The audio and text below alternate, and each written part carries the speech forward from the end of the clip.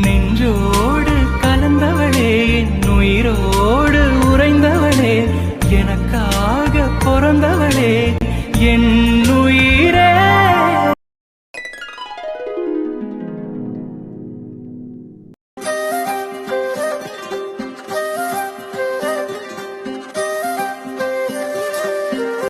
ஹோய் மின்னல், இந்த நாளுக்காக தான் 2 வருஷமாக காத்துட்டு இருந்தேன். என் மின்னல் எனக்கு முழுசாக சொந்தமாகிற இந்த நாள் எனக்கு எவ்வளோ ஸ்பெஷல் தெரியுமா? இந்த நாளை என் லைஃப்பில் நான் என்றைக்குமே மறக்க மாட்டேன் மின்னல். எனக்கு இப்போ எப்படி இருக்குது தெரியுமா மின்னல்? இன்னி வரைக்கும் என் லைஃப்பில் நான் ஆசைப்பட்டது, இதுக்கப்புறம் ஆசைப்பட போகிறதுன்னு எல்லாமே மொத்தமாக என் கையில் கிடைச்சா எப்படி இருக்குமோ அப்படி இருக்கு மின்னல். இன்றைக்கி நமக்கு கல்யாணம் ஆகி இன்னையிலேருந்து நம்ம லைஃப்பை ஸ்டார்ட் பண்ண போகிறோம். இதுக்கப்புறம் சாகிற வரைக்கும் நீ என் கூட தான், நான் உன் கூட தான். ஏ மின்னல், உனக்கு ஒன்று தெரியுமா? கல்யாணமாகி ஃபர்ஸ்ட் நைட்டுங்கிறது எல்லா பசங்களுக்கும் ஒரு கனவு. அந்த கனவு எப்படா நனவாகும்னு தான் எல்லா பசங்களும் வெயிட் பண்ணிட்டு இருப்பாங்க. அதுலேயும் லவ் பண்ண பொண்ணையே கல்யாணம் பண்ணி அந்த பொண்ணோட லைஃப்பை ஸ்டார்ட் பண்ணுறதெல்லாம் வேற ஃபீல் மின்னல். அந்த ஃபீல் எனக்கு கொடுத்ததுக்கு உனக்கு நான் சாகுற வரைக்கும் தேங்க்ஸ் சொன்னாலும் பத்தாது. இரு, நீ என்ன சொல்லுவேன்னு எனக்கு தெரியும். புருஷன் பொண்டாட்டிக்கு இடையில தேங்க்ஸ் எல்லாம் எதுக்குன்னு தானே கேட்குற? அதுவும் சரிதான், புருஷன் பொண்டாட்டிக்கு இடையில தேங்க்ஸ் எல்லாம் சொல்லக்கூடாது. அதனால நான் தேங்க்ஸ் சொல்ல மாட்டேன். ஆனால் அதுக்கு பதிலாக கடைசி வரைக்கும் உன்னை சந்தோஷமாக பார்த்துக்குவேன் மின்னல். ஏ மின்னல், அப்புறம் இவ்வளோ நாள் உனக்கு இந்த உலகத்தில் சொந்தம்னு சொல்லிக்கிறதுக்கு யாருமே இல்லைன்னு ஃபீல் பண்ணுவல்ல, ஆனால் இதுக்கப்புறம் நீ அப்படி சொல்லக்கூடாது. ஏன்னா இதுக்கப்புறம் உனக்கு புருஷன் நான் இருக்கேன். இனிமேல் நான் தான் உனக்கு எல்லாம். உன் அம்மா அப்பா இருந்திருந்தா உன்னை எவ்வளோ நல்லா பார்த்துட்டு இருந்திருப்பாங்களோ அதை விட 100 மடங்கு அதிகமாக நான் உன்னை நல்லா பார்த்துக்குவேன் மின்னல். இதுக்கப்புறம் என் லைஃப்பில் ஒவ்வொரு நாளும், ஒவ்வொரு நிமிஷமும், ஏன் ஒவ்வொரு நொடியும் உனக்காக மட்டுமே வாழணும் மின்னல். இவ்வளோ நாள் நீ எதுக்காக வேணும்னாலும் அழுதுருக்கலாம், ஏன் எனக்காக கூட அழுதுருக்கலாம். ஆனால் இன்னையிலேருந்து நீ என் பொண்டாட்டி. என் பொண்டாட்டியான இந்த நிமிஷத்துலேருந்து நீ எதுக்காகவும் அழக்கூடாது மின்னல். நான் உன்னை அழவும் விட மாட்டேன். இதுக்கப்புறம் நான் உயிரோடு இருக்கிற வரைக்கும் உன் கண்ணிலேருந்து ஒரு சொட்டு கண்ணீர் கூட வரக்கூடாது. அப்புறம் என்னடா இவன் ஃபர்ஸ்ட் நைட் அதுவுமா வளவலன்னு பேசிக்கிட்டே இருக்கானேன்னு பார்க்குறியா? ஓகே, இதுக்கப்புறம் பேசி போர் அடிக்க விரும்பலை. எப்படி ஸ்டார்ட் பண்ணுறதுன்னு தெரியல. எப்போவும் கிஃப்ட் கொடுக்கறதுக்கு முன்னாடி ப்ரப்போஸ் பண்ணி தான் ஸ்டார்ட் பண்ணுவேன். இப்போது என்னையே கொடுக்க போகிறேன். இதுலேயும் ப்ரப்போசிங்லேருந்தே ஸ்டார்ட் பண்ணிடுறேன். ஹே மின்னல், உன்னை கண்டுபிடிக்கிறதுக்கு எனக்கு 25 வருஷம் ஆயிடுச்சு. உன்னை ஓகே சொல்ல வைக்கிறதுக்கு 2 வருஷம் ஆயிடுச்சு. இதுக்கு மேலே என்னால் 2 நிமிஷம் கூட வெயிட் பண்ண முடியாது. ஸோ டக்குன்னு ஸ்டார்ட் பண்ணிடுறேன். ஐ லவ் யூ மின்னல். தப்பு பண்ணி உன்னிடமே அடி வாங்கணும், அப்ப என்ன தொட்டிட நீ துளி ஏங்கணும். உனக்காக நானும் ஓடி ஆடி வேலை பார்க்கணும். உடல் வேர்வையால சேர்த்த காசில் சேலை வாங்கணும். ஹே செப்பு சில போல உன்னை மொத்தத்துல காக்க வேணும். செத்து விட சொன்னாலுமே உனக்காக சாகணும். ஒரு போட சரி என்ன இப்ப உன்னாலே எனக்கும். ஹே மின்னல்,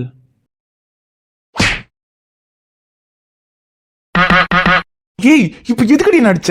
எப்பவுமே பக்கத்துல வந்ததா அடிப்ப. இப்போ நான் பக்கத்துல கூட வரல, தள்ளி தள்ளி நின்றுட்டு இருக்கேன். எதுக்கடி நடிச்ச? ஜெடா ஃப்ராடே, நான் இப்போ என்ன அடிச்சது நீ என் பக்கத்துல வந்ததுக்கு இல்ல, இந்த டைரியில நீ எழுதி இருக்கிறதுக்கு.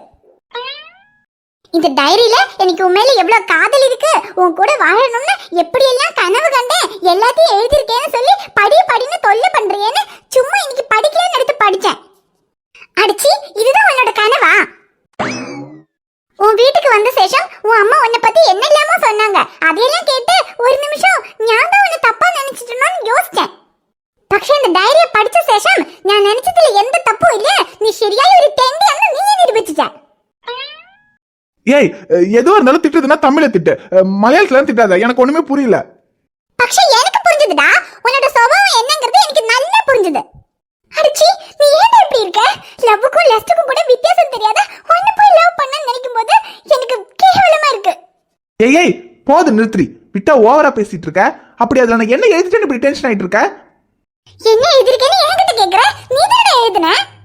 நீ தப்பானவன்னு எனக்கு நல்லா தெரியும். இருந்தாலும் சில நேரங்கள்ல நீ என்கிட்ட நடந்துக்கிற விதத்தை வச்சு ஒருவேளை நான் தான் உன்னை தப்பா புரிஞ்சுக்கிட்டனோ, நீ நல்லவனா தான் இருப்பியோன்னு எனக்கு நினைக்க தோணும்.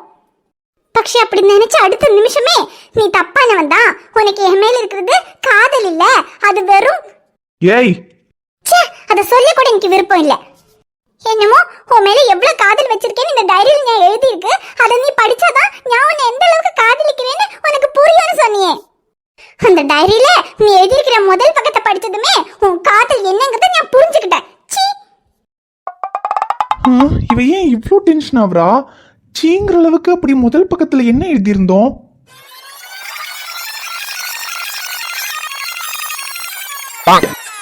ஐயோ, முதல் பக்கத்துல என்ன எழுதியிருந்தோன்னு இப்பதான் ஞாபகம் வருது. அதை படிச்சா அப்புறம் டென்ஷன் ஆகாம வேற என்னடா ஆவா? ஐயோ மின்னல், இங்க பாரு, நீ அதுல முதல் பக்கத்தை மட்டும் தானே படிச்ச, அதனாலதான் டென்ஷன் ஆகுற. நீ ரெண்டாவது பக்கத்தையும் படிச்சிருந்தனா நீ இவ்வளவு டென்ஷன் ஆயிருந்திருக்க மாட்ட. நீ வேணா ரெண்டாவது பக்கத்தை படிச்சு பாரு. மதியம் வந்து நிறுத்தடா. முதல் பக்கத்தை படிச்சதே இவ்வளவு கேவலமா இருக்கு, இனி அடுத்த பக்கத்துல எல்லாம் நீ என்னெல்லாம் எழுதிருப்பேன்னு எனக்கு யோசிக்க கூட முடியல. சீச்சி. ஏய், சீச்சிங்கிற அளவுக்குலாம் ஒன்றும் இல்லை மின்னல். நம்ம லைஃபை எப்படி ஸ்டார்ட் பண்ண போறோன்னு அந்த ஸ்டார்டிங்ல இருந்து எழுதணுமேங்கிறதுக்காக தான் அதை எழுதினேன். அதுக்கப்புறம்லாம் நல்லா தான் எழுதியிருக்கேன். நீ வேணா படிச்சு பாரு. கேட்டா ஃப்ராடே, லைஃப் எல்லாரும் முதல்ல கல்யாணத்துல இருந்து ஸ்டார்ட் பண்ணுவாங்க, ஆனா நீ ஃபர்ஸ்ட் நைட்ல இருந்து தான் ஸ்டார்ட் பண்ணுவியா? இதுல என்ன தெரியுதுடா உனக்கு எது முக்கியம்னு? ஐயோ மின்னல், முதல் பக்கத்தை மட்டும் படிச்சுட்டு எனக்கு எது முக்கியம் நீயே முடிவு பண்ணாத. அதுக்கப்புறம் நான் அதுல என்னெல்லாம் எழுதியிருக்கேன் தெரியுமா? அதுல நீ என்ன எழுதிருப்பேன்னு எனக்கு மட்டும் இல்ல, பாக்குற எல்லாருக்குமே தெரியும். ஐயோ முருகா. ஏய், என்ன எழுதிருக்கேன்னு படிக்காம நீயே எதையும் கற்பனை பண்ணாத மின்னல். ஏடா, நான் கற்பனை பண்றதெல்லாம் சரிதான், പക്ഷേ உன்னோட கற்பனை தான் எல்லாமே தப்பு தப்பா இருக்கு. இங்க பாரு, இதுக்கு மேல எனக்கு உண்மையில காதல் மட்டும்தான் இருக்கு, தப்பான எண்ணம் எதுவுமே இல்லைன்னு சொல்லிட்டு இந்த டைரிய படின்னு எடுத்துட்டு என்கிட்ட வந்த அடுப்புல போட்டு கொளுத்திடுவேன். கொளுத்திடுவியா? இவ டைரிய சொல்றாளா இல்ல நம்மள சொல்றாளா? இத்தனை திவசம் அம்மா உடம்பு சரியில்லைன்னு அவங்களுக்காக தான் இந்த வீட்டுல இருந்தேன். ஆனா இப்ப உன் புத்தியெல்லாம் தெரிஞ்சதுக்கு அப்புறம் இந்த வீட்டுல இருக்கவே எனக்கு பயமா இருக்கு. பயமா இருக்கா? ஏய், பயப்படுற அளவுக்கு அப்படி நான் உன்னை என்னடி பண்ணேன்? இப்ப வேற எதுவும் பண்ணலைன்னா இதுக்கு மேல எதுவும் பண்ண மாட்டேன்னு என்ன நிச்சயம்? இதுக்கு மேல ஒன்ன நம்பி என்னால இந்த வீட்டுல இருக்க முடியாது. நான் அம்மாச்சி வீட்டுக்கு போறேன். ஏ, நீ போனா வேணான்னு சொல்ல, ஆனா இது என் வீடு, என் ரூம். இங்க நான் நினைச்சேன்னா உனக்கு என்ன வேணாலும் பண்ணலாம். ஆனா இந்த வீட்டுக்கு நீ வந்து 3 நாள் ஆகுது. இந்த 3 நாள்ல என்னைக்காவது தப்பான எண்ணத்துல நான் உன் பக்கத்துல வந்திருப்பேன்னு உன்னால சொல்ல முடியுமா? சொல்றி, தப்பான எண்ணத்துல நான் உன் பக்கத்துல வந்து உன்னை ஏதாவது பண்ணிருக்கனா? இங்க பாரு, என்ன பொறுத்த வரைக்கும் எனக்கு உன் மேல இருக்கிறது காதல் தான். இனி நான் உன்கிட்ட எப்படி நடந்துகிட்டு இருந்தாலும் அது எனக்கு உன் மேல இருக்கிற காதல்னால மட்டும்தான். இந்த டைரியில கூட நான் உன் மேல எவ்வளவு காதல் வச்சிருக்கேன், உன் கூட எப்படி எல்லாம் வாழணும்னு ஆசைப்பட்டேங்கிறத தான் எழுதியிருக்கேன். ஆனா அதுல வெறும் முதல் பக்கத்தை மட்டும் படிச்சுட்டு என் காதல் தப்பானதுன்னு நீ முடிவு பண்ணா அதுக்கு நான் ஒன்னும் பண்ண முடியாது மின்னல். உனக்காக நான் என்னெல்லாமோ பண்ணிருக்கேன், ஆனா எனக்காக நீ ஏதாவது பண்ணணும்னு நினைச்சா அந்த டைரியை ஃபுல்லா படி. சரி, ஃபுல்லா கூட வேண்டாம், அட்லீஸ்ட் 2வது பக்கத்தையாவது படி. அதை படிச்சதுக்கு அப்புறம் இந்த டைரியை ஃபுல்லா படிக்கலாமா வேண்டாமான்னு நீயே முடிவு பண்ணிக்கோ. ஒருவேளை அதை படிச்சதுக்கு அப்புறமும் உனக்கு இந்த டைரியை ஃபுல்லா படிக்கிறதுக்கும் விருப்பம் இல்ல, என் காதல் எப்படிப்பட்டதுன்னு தெரிஞ்சுக்கிறதுக்கும் விருப்பம் இல்லைன்னா நாளைக்கு காலையில ரெடியாரு, உன்னை கொண்டு போய் மச்சான் வீட்டுல விட்டுறேன்.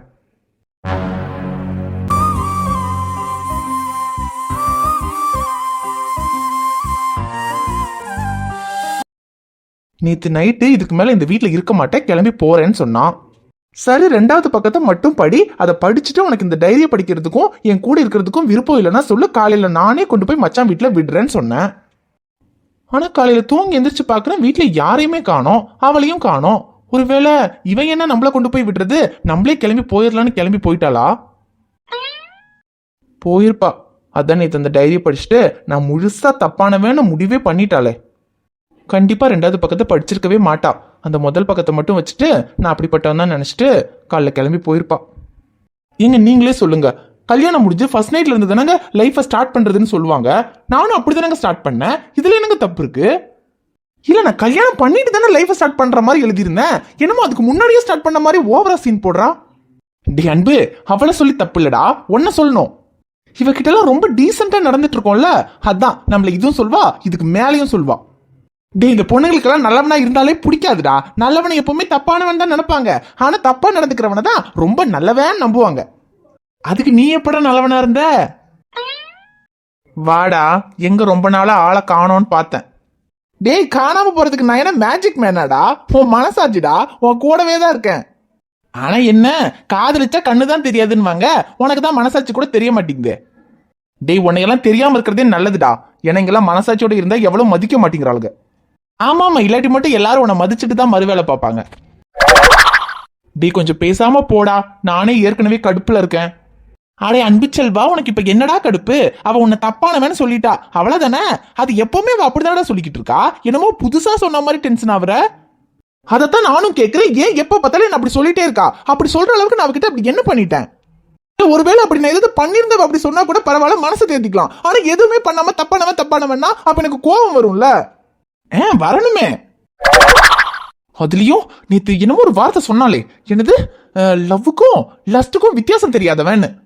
லவ்வுக்கும் லஸ்டுக்கும் வித்தியாசம் தெரியாதவனா இருந்திருந்தா அன்னைக்கு எனக்கு பிளட் கேன்சர்னு தெரிஞ்சப்போ என்கிட்ட உன் கூட ஒரே ஒரு நாள் வாழ்ந்தா போதும்டா, என்ன உன் பொண்டாட்டியா ஏத்துக்கன்னு சொன்னாலே, அன்னைக்கே அவளை நான் என் பொண்டாட்டி ஆக்கி இருந்திருப்பேன். அன்னைக்கு மட்டும் அவ சொன்ன மாதிரி நான் பண்ணியிருந்தா இன்னைக்கு அவன் என் பொண்டாட்டியா இருந்திருப்பா. ஆனா அன்னைக்கு நான் அப்படி பண்ணாம விட்டேன் பாத்தியா, அதான் நான் பண்ண பெரிய தப்பு. அன்னைக்கு கிடைச்ச சான்ஸை மிஸ் பண்ணாம அன்னைக்கே ஏதாவது பண்ணி இருந்திருக்கணும். வேல் முருகா ஹரோ ஹரா ஹோ வேலாயுத